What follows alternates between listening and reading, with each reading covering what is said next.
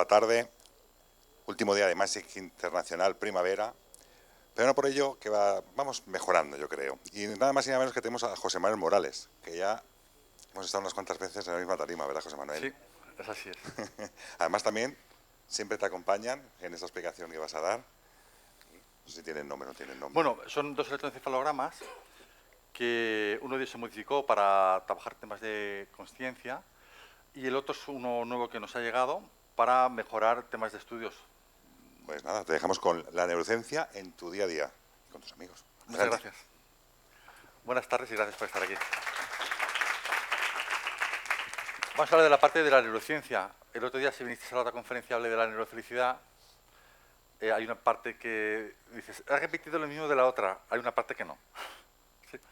Entonces, una de las cosas que cuando hago trabajos científicos, cuando presento trabajos científicos, una de las cosas que nos piden es que estemos registrados en el OSTIT. Entonces, tuvimos un registro en el OSTIT para poder presentar, porque hay empresas que compran o pagan por los trabajos que uno hace. Estamos haciendo un trabajo sobre el tema del seno y el útero, la enfermedad, cómo se vincula. Esto no hablaremos de esto, será en otra ponencia o en otra, quizás más adelante. Cómo se refleja de un lado hacia otro, ¿no? O incluso hicimos un estudio sobre el tema de la biodanza, se registró y en México ha tenido una cierta repercusión. Entonces tienes que registrar todos los datos o valores que te van pidiendo porque otros los utilizan. Entonces no hay una referencia y tuve que ponerme el número de referencia, ¿no? Que es el que figura abajo, que es el que tengo ahora que poner siempre. Aquí hablamos sobre la ciencia, ¿no? Muchas veces discutimos el tema de la ciencia y el otro día me llamaba una señora, me decía, quería que le hiciera un estudio sobre el neurofeedback. Me dice, ¿y eso científicamente funciona? Digo, bueno, la ciencia nunca es exacta. La ciencia se basa por estudios y por repeticiones. Hay dos tipos de formas de trabajar la ciencia. Uno es el modelo empírico, cuando hago temas de trabajo social o estudios sociales. Yo llevo muchos temas sobre violencia de género. Se hace un tipo de estadística y se presenta, que también es ciencia. Y cuando hacemos temas de enfermedades o evaluaciones del comportamiento, yo lo hago desde la parte experimental. Entonces la ciencia tiene dos modelos, uno empírico y otro experimental. Yo siempre llamo el modelo, la parte empírica porque es la que yo trabajo y es lo que yo ofrezco y es lo que vendo, pero la ciencia se basa en eso, en repeticiones de cosas que funcionan o no funcionan. Y no es exacta por muchas funciones que tenga, porque posiblemente de aquí a 5 años alguien venga y saque otra cosa y ya no sirva. Y eso es un modelo que vamos a ir viendo muchísimas veces, por eso se dice, ¿es exacta o no es exacta la ciencia? Nunca es exacta, es una parte que es muy evolutiva y eso es bueno, porque significa que vamos avanzando, mejora los equipos, mejora el conocimiento. Y una de las cosas que nosotros trabajamos con este equipo. Hoy hemos traído uno aquí para medir, hemos estado midiendo en nuestro stand, estamos al lado de la cafetería, cómo funcionaban las emociones y las canalizaciones, porque nosotros somos una de las pocas empresas que pueden medir esa parte de canalización. Y lo hemos hecho ahora, ha venido gente y hemos medido allí. Y esta es la parte que trabajamos porque estamos trabajando el tema de la terapia transcraneal, cómo funciona cuando trabajamos personas con diferentes pérdidas de memoria. El tema de cómo se construye la plasticidad neuronal o cómo podemos hacer que esa persona que quizás hay una parte que se vuelve disfuncional, cómo podemos volver a reconectarla. Entonces lo que se hacen es, se compran equipos y se van probando. Entonces nosotros trabajamos desde el modelo privado. Hay una ONG que se incorpora dentro de nuestro espacio, que es el tratamiento sobre el ELA, para hacer estudios sobre esta parte. Entonces nosotros trabajamos más el modelo emocional que en el modelo biomecánico. El modelo biomecánico siempre dejamos a la parte hospitalaria y nosotros trabajamos el que es el tema más emocional. Pues yo siempre me basaré en el tema de la emoción. El cerebro es un órgano que es maravilloso. No es el órgano más grande que tiene el cuerpo, el órgano más grande que tiene el cuerpo es la piel, que es el quinto cerebro. Entonces, cuando nosotros trabajamos el tema de la neurociencia y pasamos la parte de qué modelo vamos a trabajar, definimos lo que son las capas embriológicas, la parte ectodérmica, endodérmica, mesodérmica, y de ahí sacamos los 5 cerebros. La cabeza es el primero, el segundo es el estómago, el tercero es el corazón, el cuarto es la microbiota y el quinto es la piel. Cuando trabajamos modelos de psicoterapéuticos, el mayor regulador siempre es la piel. Cuando trabajamos temas de consciencia, trabajamos una parte que es el corazón, que es la coherencia cardíaca. Hay una empresa en Estados Unidos que sacó diferentes sensores. Nosotros tenemos todos los modelos bueno, todos, solo hay 2 modelos, pues tenemos los 2, digo todos, como si fueran muchos, hay 2. Y los tenemos aquí, que son los que hemos ido, la gente cuando ha venido al stand a probar, pues hemos probado, han mirado, no han mirado, y estas cositas que todo el mundo quiere probar de cómo está, porque se puede ver la parte del trauma, se puede ver la parte de la frustración, la desregulación y diferentes cosas, y bueno, a todo el mundo le gusta ver cómo se ve su cerebro en diferentes partes, ¿no? Aquí, una de las cosas que trabajamos siempre para la neurociencia, muchas veces la gente me dice que cuando hablo no me entiende, entonces utilizo un lenguaje más coloquial. Así que utilizaré el lenguaje más coloquial y si hay algo que no entendéis me lo preguntáis. Porque a veces yo tengo un vocabulario que lo doy por hecho y a veces no es así. ¿Sí? Debe ser mi madre. Mi madre a veces pregunta, ¿ha llegado mi hijo? ¿Ha llegado tarde? Sobre todo que no, ¿eh? Decir que ha llegado puntual. Muy bien. John decía, existen 3 fases para reprogramar la mente. Estar conscientes, es decir, dar conciencia a la parte que uno no tiene, es decir, pensar. Os voy a dar unas pautas básicas para trabajar el modelo de la neurociencia. Luego, si tenéis alguna duda y la sé resolver, me lo preguntáis y lo hablamos, ¿no? Identificar y eliminar los errores de la mente y reprogramar la mente con hábitos beneficiosos. Una de las mejores técnicas que se utiliza para reprogramar la mente, se puso muy de moda, era la programación neurolingüística. Era una herramienta que funcionaba muy bien, luego evolucionó una parte, había una parte que era el método Silva, el método Integra y diferentes métodos. Yo tengo un método que es la bioconducta, que funciona muy bien porque reprograma lo que es la parte de mente y la parte del cuerpo. Freud siempre dice que la emoción reside en el cuerpo, entonces debemos encontrarla en el cuerpo, no podemos encontrarla en la parte que no está dentro del cuerpo. Por eso yo nunca trabajaría una emoción que no fuera desde el cuerpo, ¿no? Me baso siempre en diferentes estudios que hay. Hay un estudio muy bueno de un médico italiano que le habla mucho de la parte de la epigenética. De la parte de la epigenética, de la parte del epigenoma, cómo cambia con las emociones y cómo esa parte queda reflejada ya desde la parte del útero. Aquí hablaremos una parte del útero, pero no profundizaremos. Simplemente reflejaremos cómo cuando una persona que está embarazada o se va a embarazar, hay una parte importante que queda reflejada y queda marcada en la parte del nacimiento. Y esa parte que queda reflejada es la que la persona va a tener. Por eso muchas veces cuando hacemos sesiones de psicoterapia, la persona tiene un abandono y no sabe por qué se siente abandonado cuando sus padres siempre lo han querido. Y eso significa porque posiblemente el padre no estuvo presente en el proceso cuando ella estaba embarazada. Que es una cosa a observar. Y ya entendemos que cuando una persona quiere conseguir metas o objetivos en su vida, uno de los 2 de la pareja siempre tiene que, entre comillas, sacrificar a la pareja. Pues esto queda muchas veces reflejado en los hijos. Por eso muchas veces la gente joven no quiere tener hijos, justamente por algo muy parecido. Es una parte que vais a ver y hay estudios y problemáticas sobre qué pasa si no tenemos hijos, ¿no? ¿Qué hacemos con eso? Tomar el control. Una de las partes importantes de la neurociencia es tener el control de la situación. Yo siempre digo que para mejorar las relaciones, cuando una pareja tiene una problemática, hay que hablar. Y yo siempre recomiendo a las personas que tengo en terapia que si tienen que hablar algo serio con su pareja, que lo hagan en un restaurante, que no lo hagan en casa. Porque en casa uno se levanta, si cojo el móvil, que se voy para aquí, voy para allá. En un restaurante eso no lo haces. Te sientas y observas y tienes que aguantar o quedarte ahí en la conversación, ¿no? Pues las conversaciones importantes siempre se hacen de cara a cara y prestando toda la atención. Entonces, a mí en un restaurante me parece un buen sitio para poder tomar ese control, porque no te vas a levantar a la cocina, al baño, no vas a hacer nada, sino te quedas ahí y tienes que, pues, afrontar. Una de las partes importantes es afrontar qué es lo que me está pasando en mi vida. Si estoy contento con la vida que llevo o no estoy contento con la vida que llevo. No pasa nada. Si mi relación no funciona, no pasa nada. Si soy consciente y lo quiero sostener, pues también está bien. Hay diferentes formas de llevar los tipos de relaciones, simplemente es conocer qué es lo que está pasando en mi vida y cómo voy a sostener o cómo me voy a nutrir de lo que tengo. Es como que trabaja en una empresa que no le gusta y dices, ¿y qué hago en una empresa que no me gusta? Bueno, pues hay que trabajar esta parte, que es lo que se llama en psicoterapia la parte de los límites. Trabajar los límites.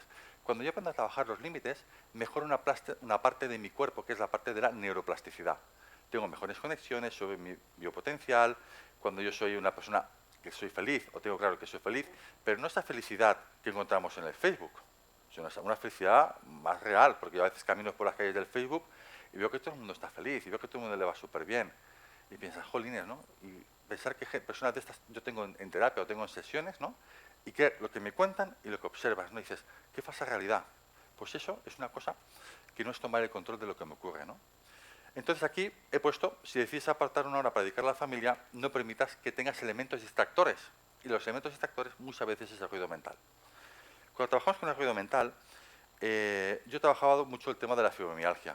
Hace 2 o 3 sesiones presenté en una de estas salas, no sé si aquí en la Ribera o aquí, presenté un estudio sobre el tema de la fibromialgia, cómo que en diferentes sesiones el nivel de fibromialgia había mejorado, se había reducido. Siempre hablo de la fibromialgia emocional, la que es mecánica es hospitalaria.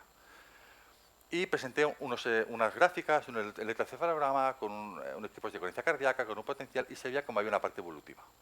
Y cuando nosotros tomamos conciencia de las situaciones, podemos reducir gran parte de las enfermedades. Gran parte de las enfermedades son emociones no expresadas o emociones reprimidas. Y tenemos que ver qué está pasando con eso. Y muchas veces las personas no se dan cuenta porque normalizan lo que se puede decir y lo que no se puede decir. Pues tomar el control es tener claro qué es lo que me distrae. En el stand tenía una compañera que me comentaba que tiene cierto dolor de rodilla, y la verdad es que me lo dijo ayer: José, no puedo caminar. Y dije: mira, no me he traído agujas para pincharte, no tengo nada, pero te voy a hacer un truco con un boli. Entonces marcamos los puntos de la oreja, en vez de marcarlos con la aguja, lo marcamos con un boli. Funciona igual.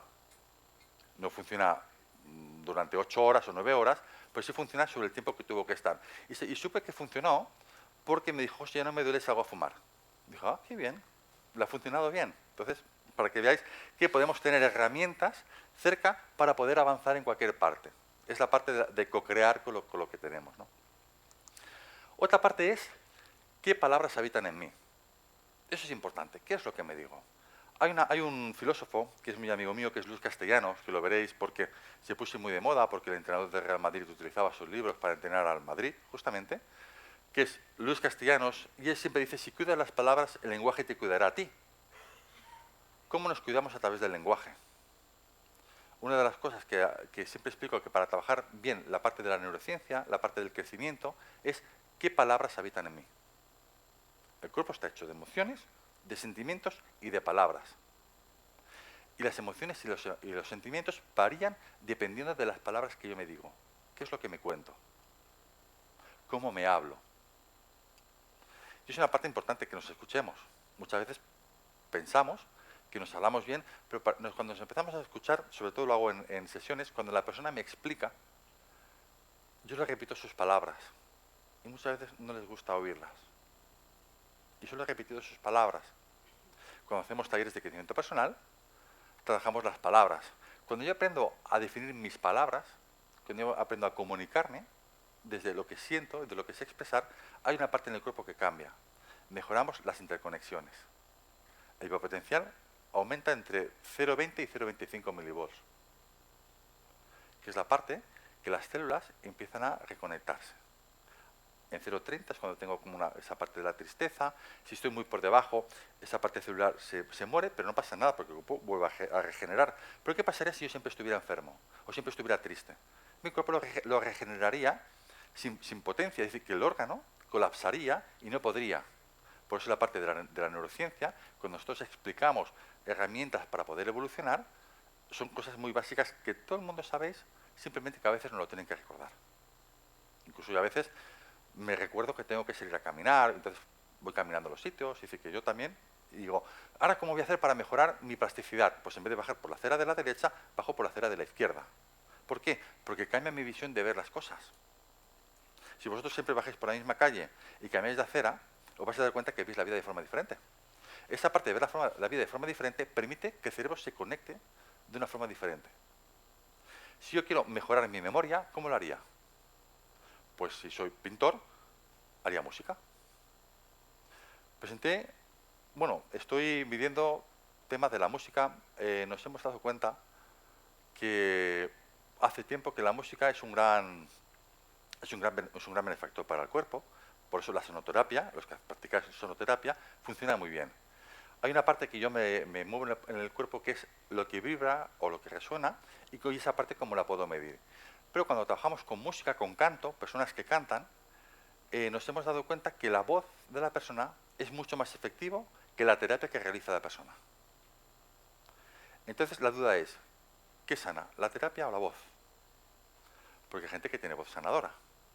Pues ese es el debate que estamos sabiendo. Estaba en el stand y hay una chica que hace música medicina y que ya la medimos una vez y me ha pasado un vídeo. Me dice, José, he grabado esto, quiero saber qué pasa con esto, porque la persona me ha explicado una serie de cosas. Digo, envíame el vídeo y en una semana te contesto. Así que posiblemente, si vamos viniendo a las conferencias aquí en otros lugares, este tema lo volveré a sacar cuando lo tenga más medido y más estudiado. Porque normalmente cuando explico una cosa es porque tengo una referencia de mínimo de 30 a 40 personas. Es decir, que las palabras habitadas, cuando nosotros nos encontramos, aumentamos la base del autoconocimiento. La base del autoconocimiento, si habéis trabajado lo que es la autoestima, es una parte importante a trabajar. Autoconocimiento, autoaceptación, ¿sí? Es importante tener presente. Muy bien, el para qué. Si ahora os preguntara, ¿para qué os habéis levantado hoy, este día? ¿Qué me contestaríais? ¿Y qué pasaría si al final del día os preguntara si ese para qué ha sido real o no ha sido real? En una de las formaciones que hago, que es la brújula del ser, tratamos lo que es el para qué, ¿no? ¿Para qué me levanto cada día? ¿Qué es lo que busco levantándome hoy? Es algo importante. Cuando yo tengo claro mi para qué diario, hay un cambio importante en mi vida. Me empiezan a cambiar las cosas. Gano una parte, que es la parte del grounding, la raíz, gano lo que es la seguridad. Y gran parte de lo que ocurre a diario es que no sabemos el por qué hacemos las cosas. El otro día puse un ejemplo, que lo he puesto a veces en los talleres, y lo voy a poner aquí también. Le digo a la gente, digo, quiero que me dibujéis una flor. Digo, dibújame una flor rápida, a ver qué me dibujáis. Y todo el mundo me dibuja una margarita, que es bonita. Pero no es la flor que a mí me gusta. Es la flor más fácil de dibujar. Entonces, la vida que vivimos, ¿una parte fácil o vivo lo que me gusta? Es una forma de pensar. La neurociencia lleva trabajando en eso. ¿Por qué la gente no hace lo que le gusta? ¿Por qué la gente hace lo fácil? ¿Estamos en una zona de confort? Salir de ahí, me veo una zona de ruido, tengo que pensar, oh, qué putada a veces no tener que pensar. Pues eso, cuando empezamos a pensar, empiezan nuestras neuronas a chispear. Y esas dendritas dan esos golpecitos y uno se siente mucho mejor. Cuando lo hacemos durante un tiempo, que vemos la autosatisfacción, vemos que la vida nos funciona mejor. Y dice la gente, no, es que la gente ha cambiado. Para nada. He cambiado yo. Lo que pasa es que no lo sé ver, porque a veces tenemos el ego un pelín alto y no somos capaces de aceptar que el error estaba en mí y no en los demás.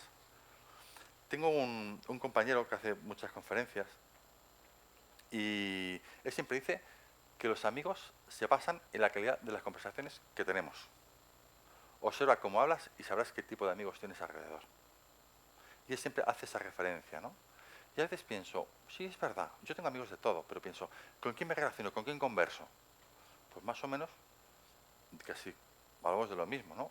A veces quedamos unos amigos, ¿no? Que vamos a una casa que se llama el Templo Apolo. Y vamos a hablar. Y todos los que según nos juntan son terapeutas. Es un poco rollo porque muchas veces habla de terapia. Esto es una indirecta. Muchas veces habla de terapia. Es que no sé cómo decírselo, pero digo aquí y no se me dice, no, que hablo de otras cosas. Y muchas veces hay que ampliar, ¿no? Porque si no parece que nunca dejas de trabajar, ¿no? Entonces, cuando intercambias con otros compañeros, con otros profesionales, también aprendes, porque muchas veces comentas un caso, hoy tengo un caso que me ha pasado, qué tal, no sé qué, no sé cuánto, y tiene otro compañero o otros compañeros que te pueden dar otra visión diferente. Y eso también es bueno, es una parte del crecimiento. Es una parte de que uno no lo sabe todo y tiene que coger y compartir.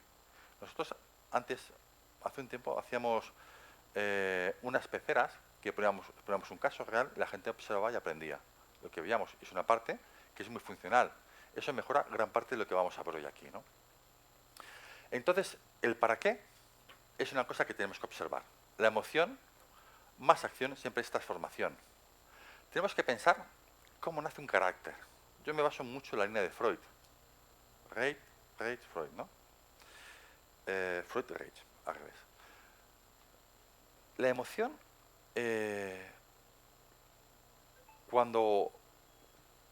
antes que se forme el carácter, ¿por qué se forma el carácter? El carácter se forma porque tengo afecto hacia algo, hacia alguien. Ese afecto, en el tiempo, se convierte en una emoción. La emoción es una parte del estado de ánimo. Ese estado de ánimo en el tiempo se convierte en un sentimiento. El sentimiento en el tiempo se convierte en un comportamiento y ese comportamiento se convierte en carácter. Si cogemos los cuerpos o la parte del cuerpo y trabajamos la parte del trauma corporal, podemos observar que cuando vemos un cuerpo podemos ver una parte del trauma. Siempre marca la necesidad. Por eso si cogéis la línea de Lowen, Skeleton, Freud y diferentes líneas corporales, ellos explican muy bien los cuerpos cuando se colapsan. Y tienen una certeza bastante elevada. Así que hay bastante parte de razón en lo que cuentan. Hay gente que trabaja esa línea, que es la que yo trabajo, en la parte corporal, y hay otro tipo de perfil de personas que trabajan en la parte cognitiva. Yo me di cuenta que en la parte cognitiva había cosas que no podía solucionar. De diferentes formaciones que hice, cuando empecé a estudiar psicología en el tercer año, me di cuenta que cada vez que yo iba a todas las formaciones, siempre me encontraba un montón de psicólogos. Les preguntaba, ¿pero qué hacéis aquí? No, porque esto no está, o esto no se da, tal. Claro, yo venía de la línea de trabajo social, venía de la rama biomédica, y no entendía. Digo, pues, entonces me di cuenta, cuando empecé a estudiar psicología, que había muchas cosas que fallaban o que faltaban. Pienso que es una ciencia muy joven para un peso tan grande que tiene. Y pues hay, si os dais cuenta, muchos psicólogos se utilizan mucho modelo holístico. Incluso tenemos un centro en Sabadell que hay médicos que colaboran allí que ya utilizan otros modelos holísticos para trabajar con pacientes fuera siempre del GenCat. En el GenCat no se puede trabajar. Yo estuve trabajando mucho tiempo en un hospital, llevaba la parte de biomedicina de una UCI, estuve muchos años, y cuando trabajas ese modelo holístico ya te das cuenta que no encajas mucho. Entonces optas a renunciar a una plaza y te dedicas a hacer lo que te gusta, ¿no? Que es una parte también de la felicidad de la neurociencia. ¿Para qué me levanto cada día? Estoy a gusto ahí en el hospital, siempre veo lo mismo, ¿no? Y la UCI es un sitio que me gustaba, pero que siempre es un punto caliente. Entonces a veces te toca la de adultos, a veces te toca la pediátrica y pues a veces pues dices, no sé, esta parte. En resumen, ¿qué tenemos que hacer? Eliminar elementos distractores cuando estamos con alguien. Escribimos lo que queremos alcanzar en el día a día. Escribo lo que me pasa, lo que siento, lo pongo en una hoja. Incluso muchas veces una parte del crecimiento es, si yo tengo un problema, ¿qué hago? No lo sé solucionar. Pues disociarme de él, cojo el problema, lo escribo en una hoja, lo pongo boca abajo, voy a hacer cualquier cosa, cojo a cabo de un rato, cojo esa hoja, la leo y ya no es mi problema. Me he disociado, porque nosotros tenemos la capacidad de solucionar el problema de los demás. Pues el nuestro no. ¿Qué hago si me disocio del problema? Pues encontrar una solución. Es una herramienta, una técnica que funciona bastante bien. La parte de la disociación. Si vivís siempre disociados, eso es malo. Es cosas puntuales, ¿sí? Aquí, luego, fijarnos objetivos y metas pequeñas que sean alcanzables. ¿Qué es lo más alcanzable, lo más fácil? Pues, por ejemplo, cuando uno se levanta por la mañana, pues peinarse, hacer la cama. Bueno, por mí no lo diré mucho porque a veces voy despeinado, pero asearse, recoger las cosas, eso es importante. Si no somos capaces de hacer pequeñas cosas, nunca podemos hacer cosas mucho más grandes.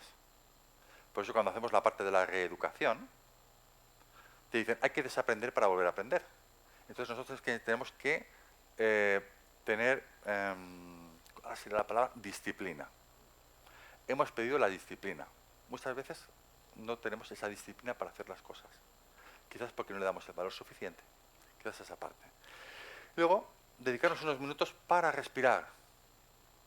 La respiración es súper importante. La terapia corporal, una persona que respira poco significa que no quiere vivir, que no quiere estar presente, que no tiene presencia. Entonces tenemos que aprender a respirar. Hay un montón de formaciones de respiraciones conscientes, de hacer respiraciones, que es fantástico. Pero tenemos que aprender a respirar. Cuando yo respiro, ¿cómo respiro? ¿Y hacia dónde va la respiración? Sentir esa parte de respiración es súper importante. Esto es una parte, eso es una de las partes de las medidas que hacemos, la parte cuando trabajamos el tema de la actividad, y esta parte se ve así. Tenemos el cerebro en 3D, se puede ver perfectamente, y vemos a qué partes conecta y qué parte nos conecta. Esta parte es una parte de una intuición bastante elevada, que podemos ver cómo está conectado en toda esta parte, esta línea teta, y si pues pusiera la coherencia cardíaca y los valores del biopotencial, podríamos ver que esa persona estaba conectada y estaba recibiendo una información. Uno de los estudios que estamos haciendo, que tenemos una editorial que tiene un canal de televisión espiritual, estamos mirando porque tenemos medido 52 mediums, algunas de aquí del Magic, de las cuales 30 son mediums muy altas y 30 las restos serían como en prácticas, ¿no? o como en mejora, que ellos se le llama, ¿no? Y es súper interesante porque de esas mediums, de esas tentas que son muy buenas, 15 de ellas tienen alta inteligencia o superinteligencia.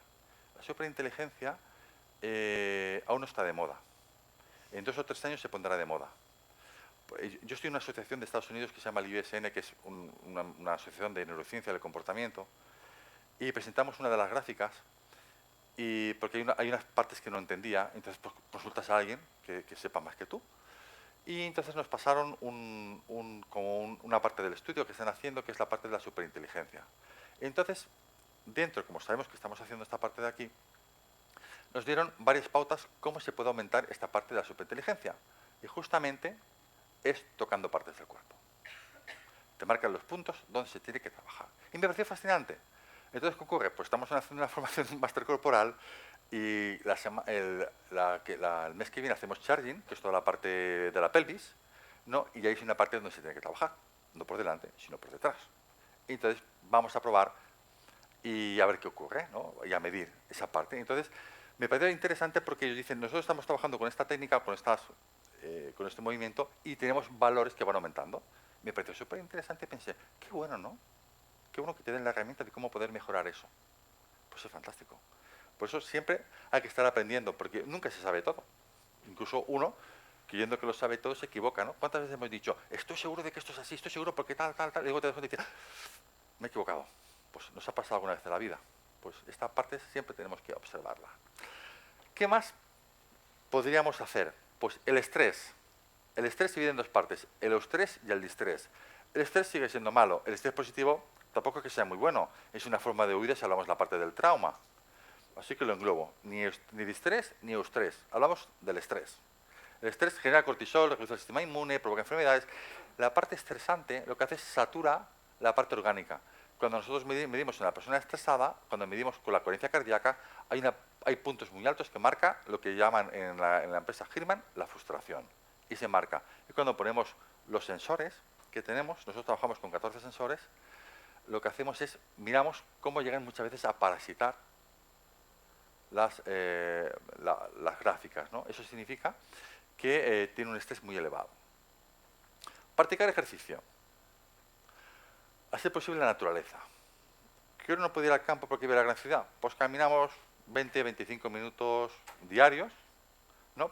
La gente va en patín, pues intentamos ir a buscar el pan andando, ¿no? Porque ahora me doy cuenta, el otro día comentaba, ¿no? Dice, parece que la juventud cada vez está más obesa.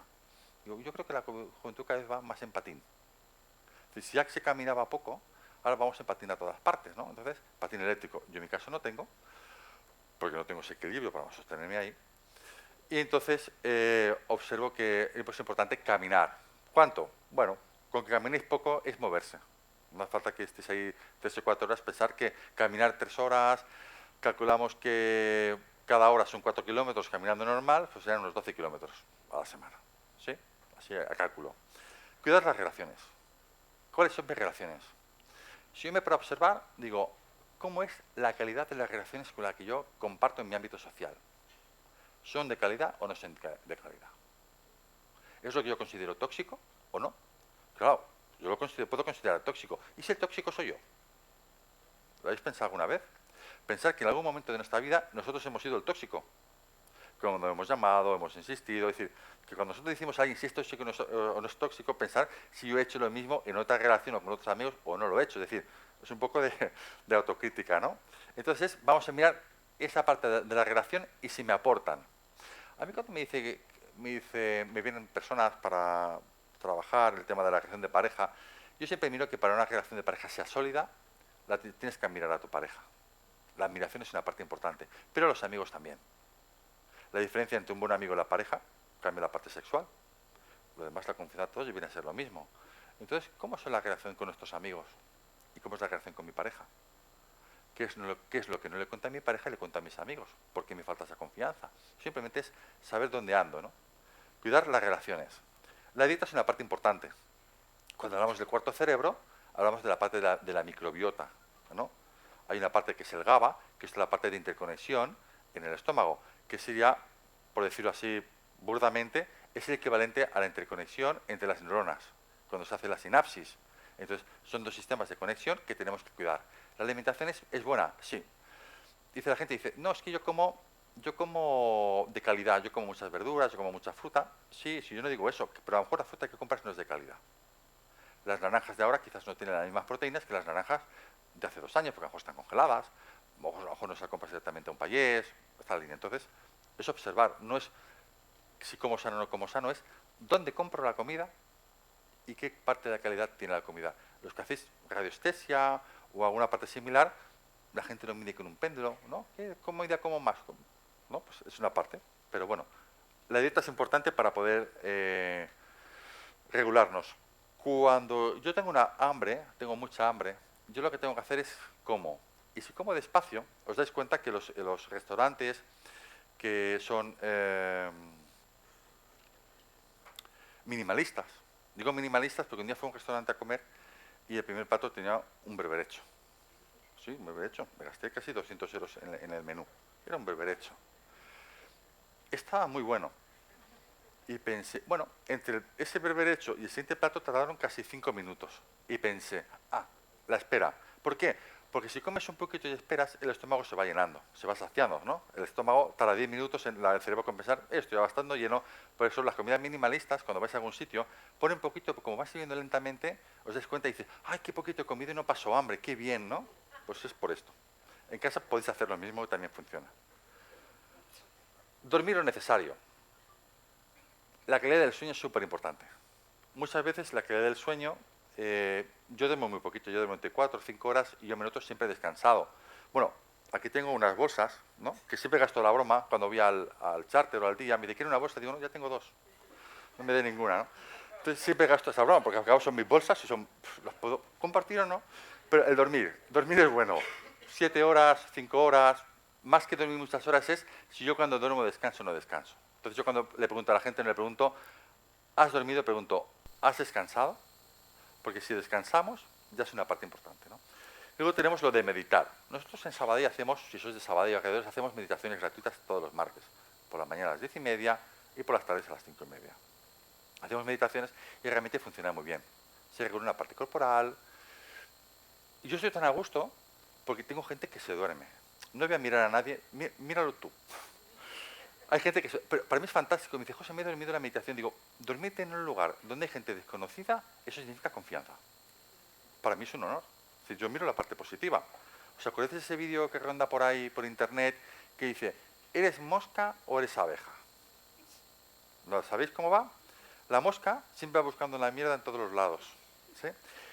Y la abeja siempre busca la miel, ¿no? El producir, ¿no? Entonces, ¿eres miel, eres abeja o eres mosca, ¿no? Pues esto es una parte muchas veces de nosotros, ¿no? Y voy a los sitios y valoro el sitio o voy a quejarme. Si siempre aporto, es una parte de la neurociencia. Busco lo mejor de cada cosa. Si busco la queja, es una parte de la víctima. Si cogemos el análisis transaccional, yo tengo que preguntar, ¿por qué siempre tengo esta parte? ¿Qué le pasa a ese niño rebelde que no deja de quejarse por las cosas? Quizás fue un niño no amado, fue un niño abandonado, fue un niño que le apretaban, ¿no? No vamos a hacer terapia, pero iría por ahí. Meditar. Una vez que tenemos todo esto, pues vamos a otra parte. No sé cómo voy de tiempo, ¿eh? ¿Voy bien? Me quedan 10 minutos. Bueno, cuando tú me dices, yo es que a veces nunca me dan. ¿Me habéis dicho en serio? ¿No va?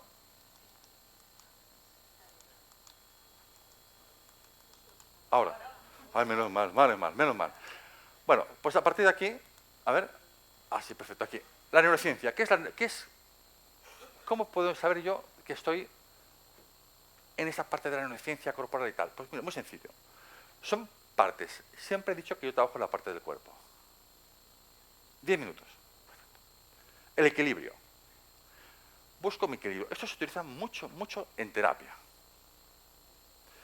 Hice diferentes terapias. Me formé en sensorimotriz, Internal Family System, Somatic Experience, bioenergética y algunas de estas, y la parte biosintética. Y en todas, es un resumen de todas, encontramos esto. ¿Qué es lo bueno? Encontrar el equilibrio. El sentimiento. ¿Cómo está lo que siento? ¿Es un sentimiento puro o es contradictorio? Me gusta que la gente se conecte. Estar en contacto con tierra, es decir, tocar tierra. A mí me gusta mucho la parte espiritual, pero a la gente que es muy espiritual les hago bajar a tierra, porque en tierra es donde se resuelve. Hay que tocar tierra y buscar el equilibrio. Y el equilibrio no es el corazón. El equilibrio, cada uno tiene su centro. Entonces, las sesiones de terapia tengo que saber dónde tiene el centro el cliente. Si lo tiene aquí, lo tiene aquí, lo tiene aquí, ¿no? En diferentes partes. Es encontrar ese centro para trabajar esa parte del equilibrio. Muchas veces, los que gustan los chakras se encuentran en los chakras andrógenos. Los chakras andrógenos son los chakras que no son ni masculinos ni femeninos. Se localizan ahí. Lo digo por si queréis un día trabajar desde esa parte, ¿no? Estar en contacto con el cuerpo. ¿Qué es estar en contacto con el cuerpo? El mindfulness es una parte importante, pero a mí me gusta mucho más el focusing. El focusing es más profundo, es rastrear el cuerpo, es qué me pasa y por qué me pasa. Y siempre digo que cuando alguien tiene una molestia en el cuerpo, que le pregunta a la molestia. Y muchas veces la molestia desaparece. Entonces es una parte de la psicosomática. Esa emoción se ha psicosomatizado en una parte del cuerpo. Es una técnica que utilizan muchos psicólogos porque es la herramienta de focusing. Es una parte de rastrear todo el cuerpo. Y se utiliza mucho en las meditaciones también, porque si tú haces una meditación de rastreo, dices, wow, tenía una carga emocional en la espalda y he hecho este rastreo y se me ha ido. Focusing es una herramienta que va súper bien. Estar en contacto con las necesidades. La parte que es decir, ¿yo qué necesito para ser feliz? Estuve en un curso de alto impacto de riqueza, de abundancia. Entonces, yo me asombro muchas veces porque la gente dice, no, quiero gastar 50.000 euros al mes, 6 millones al año. Que tú puedes ser real, que yo no lo discuto. Y yo, pues claro, dices, ¿tú cuánto te gustaría ganar? Digo, pues no sé, primero tengo que saber lo que gasto. Yo para saber el dinero que necesito tengo que saber cuáles son mis gastos. Porque yo no quiero ganar 1 millón de euros al mes. Yo quizás con 2.000, 2.500 euros, si no tengo gastos, estoy bien. Entonces, para saber lo que necesito, primero tengo que tomar presencia de qué es lo que tengo. Y a partir de aquí, valoro. Es decir, que tengo que sentarme a ver qué es lo que me está pasando. Respirar, conectarse. Una persona que tiene respiraciones cortas, poca vida. No está presente, busca la presencia. Hay que empezar a respirar. Si dices, es que la respiración se me bloquea, siempre digo, tú ponte en una puerta, te dejas que hacia adelante, respiras, con los hombros hacia atrás y notarás cómo esta parte se expande. Abres una parte del canal, probarlo. Solo tienes que probarlo a la puerta de casa. Saber cuáles son mis límites. ¿Qué ocurre si no tengo límites? Pues que no me autorrespeto. Es una parte de la autoestima. Cuando yo no quiero hacer algo, lo hago. Podemos hablar del tema del trabajo, de la pareja, de los amigos. ¿Dónde está mi autorrespeto? Si yo tengo autorrespeto hacia mí, posiblemente no tengo hacia los demás. A observarnos. ¿Sí? La esencia. La esencia es quién soy. Yo cuando le pregunto a la gente, digo, ¿tú quién eres? Me dicen, no, yo soy Javi. Digo, ese es tu nombre. Y todos los Javi no son iguales. Diga, vamos a trabajar esta parte. Empezamos a trabajar valores, virtudes, habilidades, cualidades. Y a partir de aquí empezamos a buscar un poquito lo que es la esencia. A mí la gente en terapia me gusta hacer es trabajar. A quien no le gusta trabajar, a la siguiente sesión ya no viene. Porque me dice, ¿cuándo me das hora? Digo, no te doy hora. Yo te doy estos deberes y cuando tú los tengas terminados, me avisas. Muchos no llaman. No pasa nada. No es mi vida. Grounding, enraizarse, que es quién soy, de dónde vengo, raíces personales y familiares, cómo me adapto a la realidad y cuál es mi relación con mi cuerpo. ¿Cómo me relaciono con mi cuerpo? Hay una parte de la terapia que a la gente le hago dibujar. Y digo, quiero que me dibujes cómo es la relación conmigo y con mi padre. O con mi madre. Y no quiero que me lo escribas, quiero que me lo dibujes. Y los dibujos son maravillosos. Tengo algunos al final, no nos dará tiempo, pero bueno, ya veremos. No lo sé. Lo he puesto al final después de gracias porque no sabía. Muchas veces, pero lo tengo. Muy bien. Tenemos, cuando trabajamos en la línea tumbados, la parte uterina, intrauterina, gran parte de la felicidad o del comportamiento depende de cómo fue el embarazo de mi madre. Si vengo de un útero frío, un útero caliente, si fue un parto forzado, si no fue forzado. Aquí ya veremos un montón de materias. Hay mucha parte y hay unos médicos que son italianos y otros que son suizos que sacaban unos estudios que algunos se contradecían, pero no me molestaba que se contradijeran, porque los estudios, para ver un contraestudio, es cómo plantean el estudio y qué es lo bueno que se saca de cada parte. Porque claro, porque la gente es diferente, entonces el estudio no puede dar los mismos datos. Entonces planteaba qué es lo que ellos sacaban y de eso, de qué yo me puedo beneficiar, ¿no? Es la parte que hablamos, de la parte de contar la miel, ¿no? Nacimiento, cuál es del parto. Ya sabéis que el nacimiento es el primer trauma que tenemos, ¿no? Yo estoy cuidado por mi madre me siento abrazada, cuidada, siento su voz como me resuena. Ya sabéis que la voz dentro del estómago son 80 hercios. Y si yo quiero saber, la gente que hace Kundalini, que la frecuencia para saber si yo tengo un Kundalini activado, esta parte de aquí tiene que tener 112 hercios. Eso se mide. Pone unas agujitas y tal, no sé qué, pues se mide.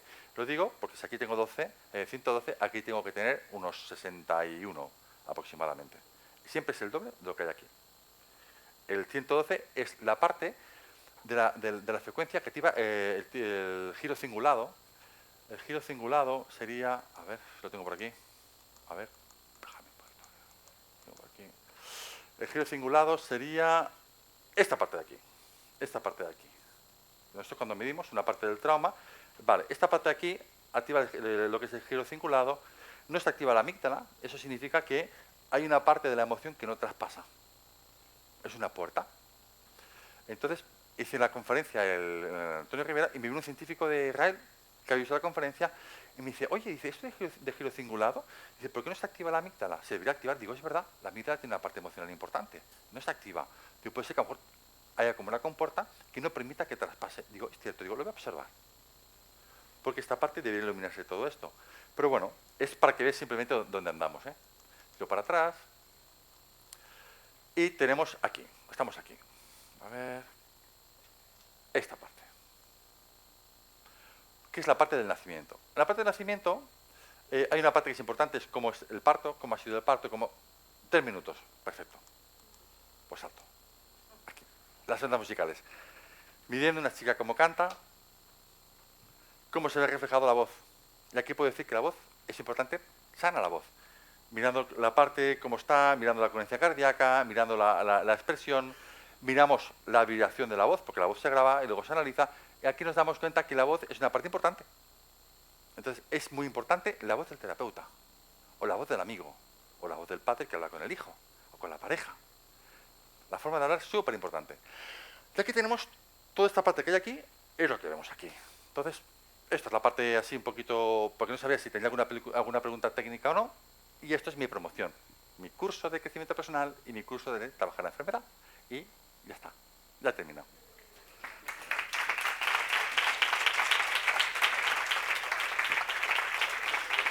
¿Ha ido bien? Muchísimas gracias. Vamos, incluso te faltan 2 minutos. Ah, me faltan 2 minutos. ¿Alguien tiene alguna duda? Venga, ¿alguna duda rápida? ¿Si puede ser? ¿Sí? ¿No? ¿Qué dibujos? Ah, los dibujos. A ver si los tengo aquí. A ver. A ver. Ah, sí, aquí. Aquí están los dibujos. Hija en relación con la madre. La madre inhibe su parte sexual. La madre quiere un hijo. No quiere una hija. Cuando tú le dices que se dibuje, se dibuja cortada. Castración por parte del padre. No reconoce la parte del hijo. A partir de aquí, el hijo bloquea toda esta parte emocional y lo que hace es que no respira. Dice, cuando no respiro noto que me aprieta aquí. Oh, noto que me aprieta aquí. Esta es la parte. Entonces, tenemos que aprender a dibujar qué es lo que nos pasa en el cuerpo. Esas son cosas que mando a hacer en terapia. Ya sé que es un poco complicada mi terapia, pero es súper funcional. Y ya estaría. Esto es. Gracias. Si tenéis algún lado más, pues sí. Estamos en frente de la tetería, pero bueno, hasta ahora ya es para irse para casa, casi, ¿eh? Bueno, que hay otra conferencia, pero me refiero que... Sí, última conferencia más para cerrar también Magic Conference. José Manuel, muchísimas gracias, Gracias a de nuevo por vosotros. asistir. Gracias a vosotros. Gracias.